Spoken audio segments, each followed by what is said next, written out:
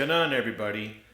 It's actually the evening of June 20th, and tomorrow, being June 21st, means that Volkswagen is going to unveil their entire TDI mea culpa buyback, fix, repair, whatnot plan that has been required by the judge. So a lot of people have been saying, oh, the way Volkswagen's handling this TDI thing, this would be my last Volkswagen. I'm done. My last one. Forget about it. I can't wait till they buy it back. I can't wait till they fix it. Whatever. It'll be the last one. Sayonara. And I used to own a few VW TDIs. Right now, I currently have an Audi TDI. And I'm kind of in the same boat, although a different boat, because I have the 3.0, not the 2.0. But basically, I want to comment on people who go online and say, this is my last Volkswagen. I can kind of agree with you there because I've been in that position before. Oh, about 15, 16 years ago. So I got a little story for you because I'm actually sitting here unpacking my office. And I found photos of my first and last Volkswagen. It was back in 1999. I bought, or actually I leased, a 2000 Jetta GLX VR6. That was the souped up, back in the day, fast version of a Jetta, which had a 6-cylinder engine with the 15-degree V on it. So it was basically like an R32 Golf from a few years ago, but in a Jetta. And I didn't have that car for more than 3 weeks before I went home in the morning, changed clothes, and went back to work, only to find the car's not in my driveway. But if you look carefully, it is actually in the photo. So essentially what had happened was the car rolled down the driveway into the street. Well, pretty much at the street. And my neighbor across the street, that house over there, actually heard this noise, went to look, grabbed a camera, and then took these photos.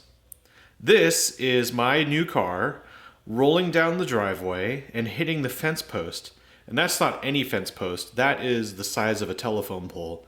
And it knocked it out of place. That bitch cost me a lot of money.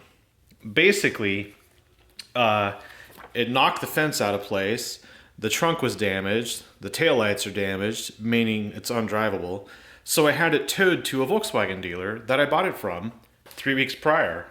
That's the dealer right there for you anyway, if you can see it. Nefton Volkswagen in Thousand Oaks.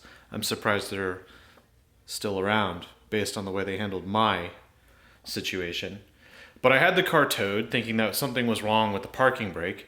And immediately they said, oh, well, the tow truck driver said you didn't set the parking brake. So unfortunately, there's nothing for us to look at. You got to take this thing to the body shop and get it fixed. And at that point, I got an attorney. And we basically got the car repaired through insurance. And that was the end of that. Volkswagen's dealership documented the service visit basically as, and I was 19 at the time. I didn't know any better. But they basically documented it as car came in, vehicle was in neutral, parking brake wasn't set. Something like that. But basically what they didn't know is my neighbor took a photo of the car before the tow truck driver arrived. The parking brake was set. It got real ugly, basically. And I only had this car for about 9 months. I swore off Volkswagen completely. Obviously the dealer They were no good. They were useful turds. No, they were useless idiots.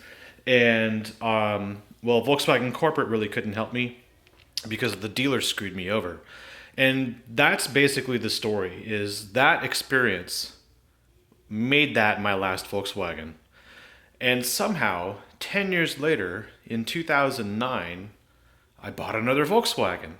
Who'd have figured? And it actually had a manual transmission on top of it. The new Volkswagen I bought was a TDI, and you can damn well rest assured that I always made sure it was in gear when I parked it this time, and the parking brake was set. But unlike this version of the Jetta, the Jetta I had after this was night and day difference.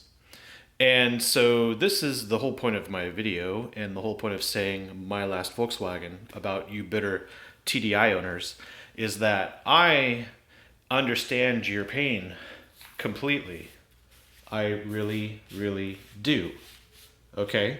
However, this is not something worth crying over because you aren't really out of money like I was on a design flaw. It turns out I wasn't the only victim of a manual transmission Volkswagen Jetta rolling down the hill. It was because the parking brakes would heat up during driving use, and then when you park, they cool down, and as they cool down, the brakes let go. And I didn't have that problem in the 2009 Jetta, and I didn't have that problem in any other Volkswagens since. So for all of you who say this is my last Volkswagen during this whole TDI debacle, well, this is my last Volkswagen, and I've had 8 since then, I think. The current last Volkswagen I bought is it's an A6, but it's also a TDI. But something tells me it won't be my last Volkswagen. And you got to remember, the reason why I say this is because Volkswagen is really good at changing themselves every generation of model they come out with. In this example, I've always told friends, even since 2009, get the Tiguan, get the Tiguan, get the Tiguan, which is their little SUV based on the Golf. And it's basically a great little SUV.